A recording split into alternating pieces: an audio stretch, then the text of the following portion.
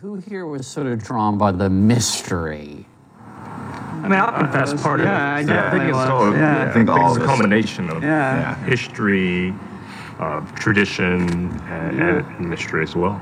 You know there's ritual, but you don't know what it is. Exactly. And that, how can you not? That's alluring. Yeah. I mean, that's the reason people join Freemasonry and not the Rotarians.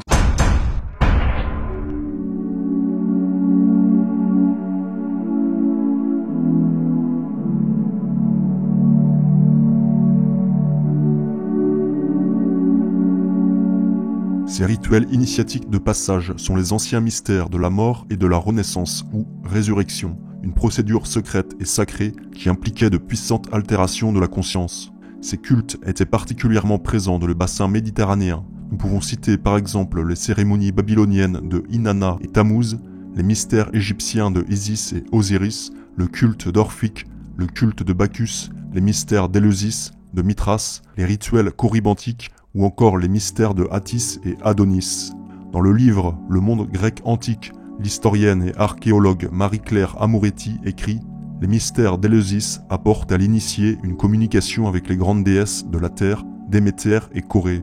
L'obligation du secret fut si bien respectée que nous ignorons la phase ultime ou époptie. Elle semble avoir provoqué une sorte d'extase contemplative. L'initié est entré personnellement en rapport avec la divinité. Il a reçu promesse de félicité. Dans Phèdre, Platon évoque la suprême béatitude atteinte par le myste, c'est-à-dire l'initié. Il semblerait que ces cérémonies ont incité le participant à surmonter l'angoisse de la mort par la conviction d'être intégré dans une chaîne de vie, tout comme le blé meurt et renaît par l'intermédiaire de la graine. Dans son ouvrage intitulé Métamorphose, l'écrivain Apulée semble décrire sa propre initiation au mystère d'Isis et d'Osiris, auquel il aurait été initié lors de son séjour en Grèce. Le grand prêtre écarte ensuite les profanes, me fait revêtir d'une robe en lin cru, et, me prenant par la main, m'emmène dans le plus profond du sanctuaire. Sans doute, ami lecteur, votre curiosité va s'enquérir de ce qui se dit, de ce qui se fit ensuite. Je le dirais s'il m'était permis de le dire. Vous l'apprendriez s'il était permis de l'apprendre. Écoutez et croyez, car ce que je dis est vrai. J'ai touché aux portes du trépas. Mon pied s'est posé sur le seuil de Proserpine. Au retour, j'ai traversé les éléments. Dans la profondeur de la nuit, j'ai vu rayonner le soleil. Dieu de l'enfer, Dieu de l'empyrée, tous ont été vus par moi face à face et adorés de près. Voilà ce que j'ai à vous dire, et vous n'en serez pas plus éclairés. Nous retrouvons donc ici trois composantes essentielles des sociétés secrètes de type maçonnique. La mort et la résurrection, l'épreuve par les éléments et enfin l'illumination. Il est possible qu'il s'agisse ici d'un rituel traumatique entraînant le candidat à l'initiation dans une expérience aux frontières de la mort, avec un profond état de dissociation illuminant sa conscience. Dans son ouvrage The Symbolism of Freemasonry, Albert Mackay définit une forme de maçonnerie noire aux pratiques initiatiques terrifiantes et traumatisantes, qui utilisent la représentation symbolique de la descente mythique dans l'Hadès, la tombe ou l'enfer, pour ensuite revenir à la lumière du jour, autrement dit, la renaissance initiatique. Dans son livre The Occult Conspiracy, Michael Howard écrit à propos des cultes à mystère de l'Antiquité: les cultes des mystères pratiquent des cérémonies initiatiques qui contiennent le symbolisme des arcanes, ainsi que des mises en scène afin de révéler à l'initié les réalités spirituelles cachées derrière l'illusion du monde matériel. Durant l'initiation, le néophyte est mis dans une transe et expérimente alors le contact avec les dieux lors d'un voyage dans l'autre monde. Les initiés passent par une mort symbolique et renaissent avec une âme parfaite. Ce que rapporte ici Howard est intéressant car il montre les similarités qu'il y a entre les cultes des mystères antiques, le chamanisme, les cultes de possession et la sorcellerie. Mais ce qu'il décrit montre aussi une similarité avec les sociétés secrètes contemporaines de type maçonnique, c'est-à-dire la mort symbolique pour la renaissance à une nouvelle vie. Une symbolique que nous retrouvons également chez les chrétiens avec la renaissance en Jésus-Christ, par le sacrement du baptême. Ainsi, celui qui est uni au Christ est une nouvelle créature. Ce qui est ancien a disparu. Voici, ce qui est nouveau est déjà là. Les rituels de renaissance, avec un passage par une mort et une renaissance symbolique, étaient donc quelque chose de répandu dans les religions antiques païennes dites à mystère. Cette pratique de la résurrection symbolique est également présente dans certaines traditions chamaniques. Ce type de résurrection initiatique revient fréquemment dans les témoignages de survivants d'abus rituels modernes. Cette mort et cette renaissance peuvent être symbolisées par un véritable enterrement dans un cercueil ou un caveau dans un cimetière. Certains survivants rapportent même avoir été placés dans la carcasse d'un animal mort et dans certains cas dans un cadavre humain. Le docteur Julianne Denson-Gerber, avocate et psychiatre américaine, parle d'un rituel satanique dans lequel un enfant est placé dans la cavité béante du ventre d'une femme à qui l'on vient de faire une césarienne pour retirer son bébé. Ce rituel a été également décrit par Kathleen Sorenson et le rescapé Paul Bonacci. Le sénateur John DeCamp rapporte les propos de Denson-Gerber dans son livre The Franklin Cover-Up. Je suis dans ce domaine depuis suffisamment longtemps et j'ai dû réaliser ce que ces 3 patients me disaient. C'était quelque chose de tellement horrible pour moi à m'imaginer. Prendre un enfant de 2 ans et le placer dans l'utérus ouvert d'une femme mourante, pour avoir cet enfant couvert de sang. J'utilise moi-même le déni après toutes ces années. Selon Sorenson, cela s'est produit dans le Nebraska, mais la même chose, la même cérémonie a été décrite par Bonacci, également dans le Nebraska. L'ex-sataniste Stella Katz décrit ainsi la cérémonie de renaissance lors de laquelle la personnalité de l'enfant est fractionnée. Cela peut être une carcasse de vache, de grande chèvre ou de mouton. Il est dit aux enfants qu'ils ne pourront entrer dans le royaume de l'obscurité seulement s'ils renaissent à nouveau du sang de la bête. Cela est similaire, mais d'une manière inversée, aux croyances chrétiennes, selon lesquelles seuls ceux qui sont nés par l'eau et par l'Esprit Saint pourront entrer dans le royaume de Dieu. L'enfant est drogué et placé nu dans une carcasse, puis la main du « délivreur » s'insère et l'enfant est entraîné à travers l'incision qui a été faite sur l'animal. Lors de cette expérience, l'enfant, habitué à se fractionner lorsqu'il est terrorisé, va créer une nouvelle scission, c'est-à-dire un nouvel alter, une nouvelle personnalité. L'alter de l'enfant est alors généralement baptisé avec un nom de démon par celui qui le fait naître. Fritz Springmeier décrit également le même type de rituel servant aussi de baptême satanique. Cette cérémonie peut varier dans certains détails, mais voici le rituel effectué pour un enfant destiné au contrôle mental de type monarque. L'enfant est déshabillé et on lui fait enfiler une robe pourpre. Il est placé à l'intérieur du pentagramme où se trouve une femme nue, faisant office d'autel devant lequel l'enfant est présenté. Un cheval ou un chacal avec l'inscription Nebabka sur le cou ou sur le front est ensuite sacrifié au nom de Satan. Le nom qui lui est donné peut varier selon les groupes. Cela peut être Seth ou Saman par exemple. L'abdomen de la bête est entièrement ouvert et le foie est retiré. Les 4 esprits gardiens des 4 points cardinaux, les Watchtowers, tours de guet, sont alors invoqués. L'enfant monarque est ensuite enduit avec la graisse de l'animal mort. Un esprit gardien, le Gatekeeper, est alors appelé avec une cloche, puis l'enfant est placé dans le ventre de l'animal. Une partie du foie cru est donnée à l'enfant et le reste est consommé par le groupe. L'enfant finit par être baptisé avec le sang de l'animal sacrifié. Le document de 1200 pages contenant les auditions et les procès-verbaux de l'affaire Dutroux en Belgique rapporte certains témoignages relatifs à des sacrifices de sang lors de rituels, avec parfois un baptême de sang, similaire aux antiques pratiques du culte de Mithras.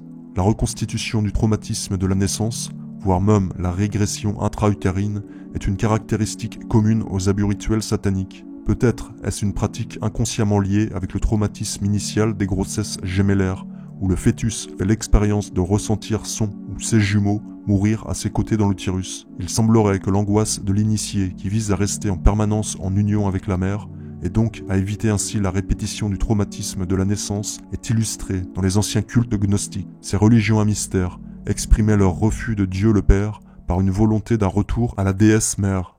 Les rituels de naissance ou de renaissance viennent des anciens cultes de la fertilité liés à la déesse mère. La mère et l'orgie incestueuse a été élevée à un statut de rituel divin en opposition à Dieu le Père.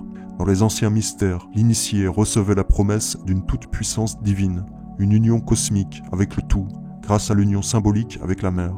Dans les mystères d'Éleusis, il y avait une initiation nommée la descente sombre dans la mer. Le hiérophante était accompagné dans cette obscure initiation par une prêtresse qui représentait la déesse mère, la descente dans son utérus.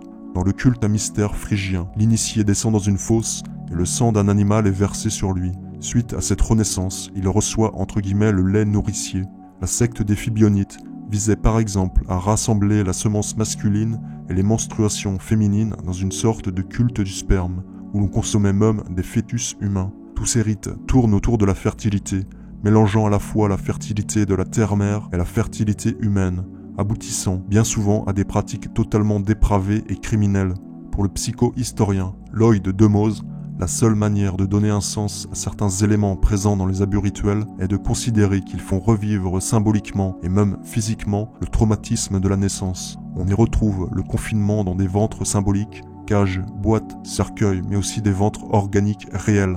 La pendaison, la tête en bas, qui reproduit la sensation qu'éprouve le fœtus dans le ventre de sa mère.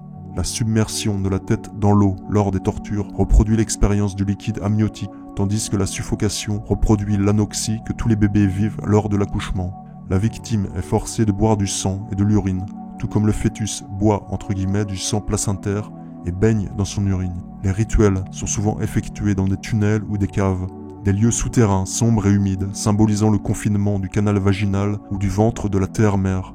Les 16 éléments caractéristiques des abus rituels que les chercheurs Jean Goodwin et David Finkelor ont répertoriés sont tous liés à la reconstitution du traumatisme de la naissance. Sans une naissance symbolique, tous ces actes n'auraient aucun sens. Certains chercheurs se sont posé crûment une question à propos de ces protocoles systématiques dans les abus rituels. Pourquoi violer d'une manière aussi compliquée ?